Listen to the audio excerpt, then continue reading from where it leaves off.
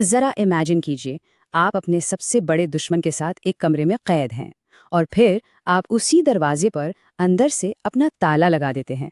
ये सिर्फ कोई कहावत नहीं है, ये अमेरिका की स्ट्रेट ऑफ हॉर्मुज ब्लॉकेड की अजीबोगरीब लेकिन सच्ची कहानी है। आइए समझते हैं कि कैसे अमेरिका का ये कदम मॉडर्न हिस्ट्री का शायद सबसे बड़ा सेल्फ गोल साबित हो सकता है। तो हुआ क्या? देखें, 6 हफ्ते से अमेरिका ये डिमांड कर रहा था कि ईरान स्ट्रेट ऑफ हॉर्मोज को खोले, और जब ईरान ने नहीं माना तो अमेरिका ने गुस्से में आकर खुद ही उसे बंद करने का ऐलान कर दिया। एक ऐसा फैसला जो ना सिर्फ शॉकिंग था बल्कि बिल्कुल इलॉजिकल भी। और इस फैसले का आलम यह है कि किसी को ठीक से पता ही नहीं कि ऑन ग्राउंड करना क्या है। प्रेसिडेंट ट्रंप कह रहे हैं कि ये all in all out complete blockade है, लेकिन उनकी अपनी मिलिट्री सेंटकॉम उनका वर्जन कुछ और है। वो कहते हैं नहीं, हम सिर्फ ईरानी पोर्ट से आने जाने वाले जहाज़ों को रोकेंगे। तो सवाल यह है कि भाई असल प्लान है क्या? ये कोई सोची समझी स्ट्रैटेजी है या बस टोटल कन्फ्यूजन? अब इसके पीछे की वजह समझते हैं। ये ब्लॉकेड दरअसल एक डिप्लोमेटिक हार का रिएक्शन है, और ये एक ऐसी हार थी जिसे ऐसा लगता है कि जीतने के लिए कभी डिज़ाइन ही नहीं किया गया था। सोर्सेस के मुताबिक जो इस्लामाबाद में अमेरिका और ईरान के दरमियान हाई स्टेक टॉक्स हुए, वो कामयाब होने के लिए किए ही नहीं गए थे, उन्हें फेल करने के लिए ही डिज़ाइन किया गया था। इस स्लाइड पर ज़रा गौर कीजिए। अमेरिका का मकसद था कि हॉर्मुज़ खुल जाएं और ऑयल की कीमतें नीचे आ जाएं। सिंपल। लेकिन मुज़ाकरात में अमेरिका ने वो मांग रखी जो इजराइल की 10 साल पुरानी ऑब्सेशन रही है कि ईरान अपना यूरेनियम एनरिचमेंट प्रोग्राम मुकम्मल तौर पर बंद कर दे। और हद तो ये है कि जब अमेरिका के वाइस प्रेसिडेंट मुज़ाकरात कर रहे थे, ठीक उसी वक्त इजराइल के प्राइम मिनिस्टर ने कैमरा पर ऐलान किया कि ईरान के खिलाफ मुहिम अभी ख़त्म नहीं हुई है। ईरान की पहली शर्त बहुत सिंपल थी, लेबनान में सीज़ फायर हो। लेकिन मुज़ाकरात के दौरान इजराइल ने लेबनान पर बॉम्बिंग जारी रखी। नतीजा क्या निकला? बातचीत कोलैप्स हो गई। ये टॉक्स फेल नहीं हुए, इन्हें सैबोटाज किया गया। तो आखिर ऐसा क्यों है कि ये ब्लॉकेज शुरू होने से पहले ही एक नाकाम कदम लग रहा है? इसकी 5 बुनियादी वजूहात हैं।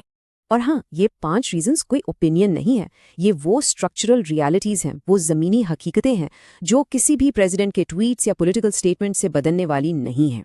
पहली वजह इकॉनमी। सीधी सी बात है, ये ब्लॉकेड अमेरिका को ईरान से कहीं ज्यादा नुकसान पहुंचा रहा है। जैसे ही इसका ऐलान हुआ, ऑयल की कीमत फौरन से पहले $104 पर बैरल पर चली गई। देखें, ईरान तो पिछले 47 साल से सैंक्शंस झेल रहा है, उनकी इकोनॉमी को आदत है, लेकिन अमेरिकन इकोनॉमी इस झटके के लिए बिल्कुल तैयार नहीं है। ईरान के पार्लियामेंट स्पीकर ने इसका जवाब बहुत ही इंटरेस्टिंग तरीके से दिया। उन्होंने व्हाइट हाउस के करीब एक गैस स्टेशन की कीमतों का मैप पोस्ट किया और लिखा, अभी की कीमतों को एंजॉय कर लें, जल्द ही आप $4 से $5 के गैसोलीन को मिस करेंगे। उन्हें पता है कि अमेरिका की सबसे बड़ी कमजोरी क्या है, गैस प्राइसेस। दूसरी वजह, अमेरिका इस कदम में बिल्कुल टोटली अकेला खड़ा है। UK, Australia, NATO, European union, यहाँ तक कि गल्फ स्टेट्स ने भी इस मिलिट्री एक्शन में हिस्सा लेने से साफ इनकार कर दिया है। बल्कि उल्टा, यूके 40 मुल्कों का एक अलग कोalition बना रहा है ताकि डिप्लोमेसी के जरिए इस मसले को हल किया जा सके।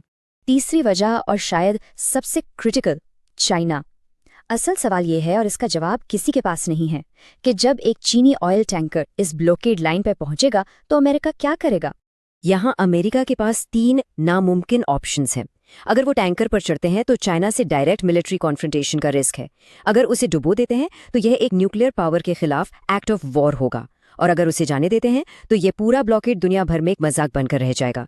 और इस सब के बीच अमेरिका अनजाने में चाइना को ताइवान को ब्लॉकेड करने का एक लीगल और स्ट्रेटेजिक प्रेसिडेंट दे रहा है। चौथी वजह, ईरान के पास इस गेम को एस्केलेट करने के ऐसे ऑप्शंस हैं जो अमेरिका के पास शायद नहीं। ईरान के मिलिट्री एडवाइजर ने खबरदार किया है कि उनके पास ग्रेट अनटैप्ड लेवरेज है। माना यह जा रहा है कि वो रेड सी की बात कर रहे हैं, जहां उनके हौथी अलाइज बैबल मंदब स्ट्रेट को बंद करके पूरी ग्लोबल ट्रेड को ठहरा सकते हैं। और अब आती है 5वीं वजह, और ये आराम से इस पूरी कहानी का सबसे बड़ा ट्विस्ट है। इस ब्लॉकेड का आखिर में फ़ायदा किससे हो रहा है? अमेरिका को? बिल्कुल नहीं। ईरान को? शायद थोड़ा, बट आखिर में नहीं। इसका सबसे बड़ा, द रियल विनर, है रशिया। अब सवाल है क्यों? सिंपल, रशिया दुनिया का वो इकलौता बड़ा ऑयल प्रोड्यूसर है जिसका तेल स्ट्रेट ऑफ हॉर्मुज से गुजरता ही नहीं। तो इस पूरी सिचुएशन का असल फ़ायदा आखिर उठा कौन रहा है? आइए देखते हैं कि इस गेम का असली विजेता कौन है। ये चार्ट देखिए। इस जंग से पहले रशिया की oil tax revenue $4.5 billion a month थी। जंग के बाद ऑयल की कीमतें बढ़ने से ये डबल होकर $9 बिलियन अ मंथ हो गई।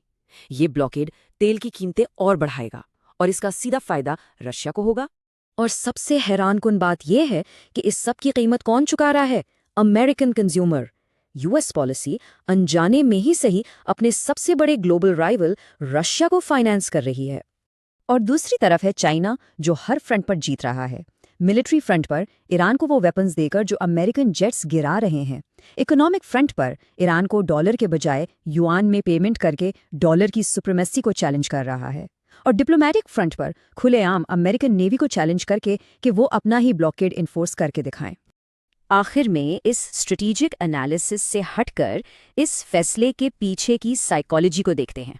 ये कोई सोची समझी स्ट्रेटेजिक चाल नहीं लगती, ये एक डिप्लोमेटिक जिल्लत पर एक जज्बाती रद्द-ए-अमल लगता है। जब ईरान ने बातचीत में ना कहा तो एक ऐसे लीडर ने जिसकी पूरी शनाख्त विनिंग पर मबनी है, उसने गुस्से में आकर ये कदम उठाया। जब आपका वाहिद मूव अपने साथ वो ही करना हो जो आपका दुश्मन आपके साथ करा था, तो आपको स्ट्रैटेजी नहीं मिलती, आपको एक आईना मिलता है। और उस आईने में आपको एक ऐसी सुपर पावर का चेहरा दिखता है जो आप शायद खुद को नहीं पहचानती। तो सवाल ये उठता है, क्या ये एक नए ग्लोबल ऑर्डर की शुरुआत है जहां पुराने रूल्स अप्लाई नहीं होते? इस बारे में सोचना जरूरी है।